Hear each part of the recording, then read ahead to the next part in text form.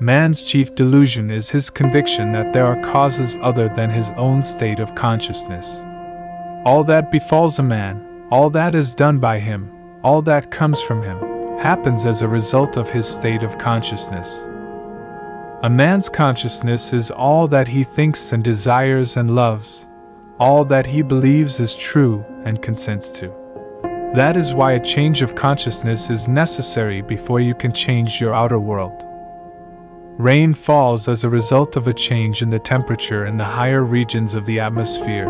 In the same manner, a change of circumstance happens as a result of a change in your state of consciousness.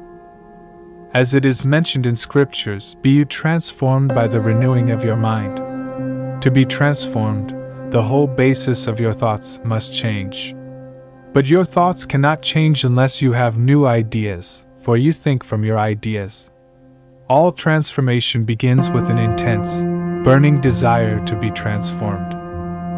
The first step in the renewing of the mind is desire. You must want to be different before you can begin to change yourself. Then you must make your future dream a present fact. You do this by assuming the feeling of your wish fulfilled.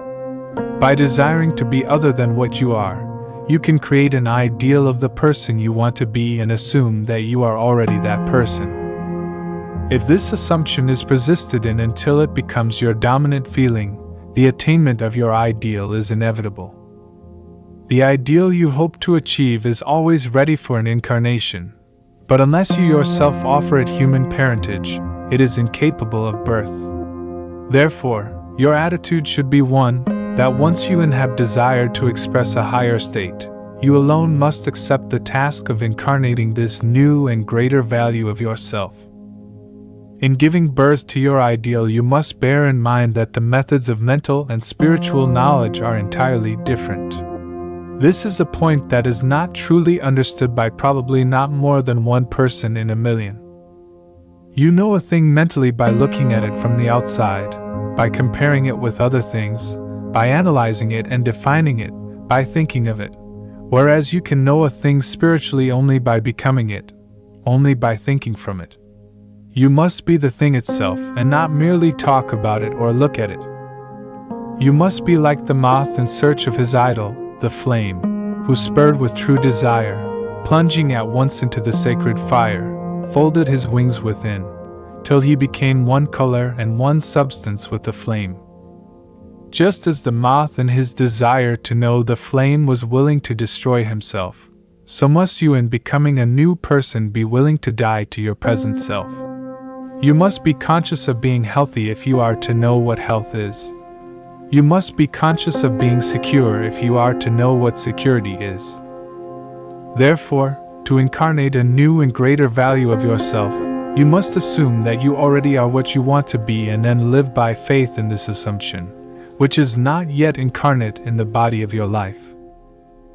In confidence that this new value or state of consciousness will become incarnated through your absolute fidelity to the assumption that you are that which you desire to be. This is what wholeness means, what integrity means. The real meaning is submission of the whole self to the feeling of the wish fulfilled and certainty that that new state of consciousness is the renewing of mind which transforms. There is no order in nature corresponding to this willing submission of the self to the ideal beyond the self. Therefore, it is the height of folly to expect the incarnation of a new and greater concept of self to come about by natural evolutionary process. That which requires a state of consciousness to produce its effect obviously cannot be effected without such a state of consciousness, and in your ability to assume the feeling of a greater life, to assume a new concept of yourself, you possess what the rest of nature does not possess, and that is imagination. The instrument by which you create your world.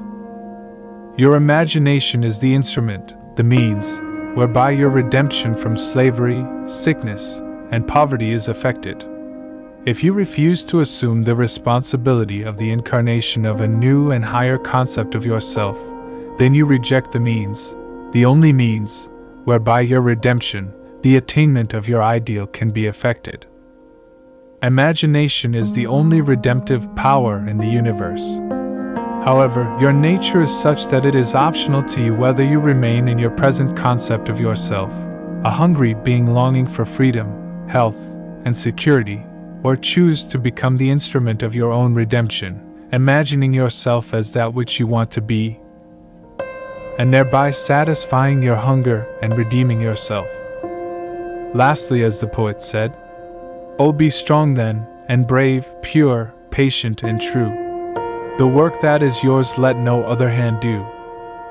It is our wish and our blessing that things you never thought possible will happen to you." To support us, please subscribe the channel, Rumi Sufi Mystic, and press the like button.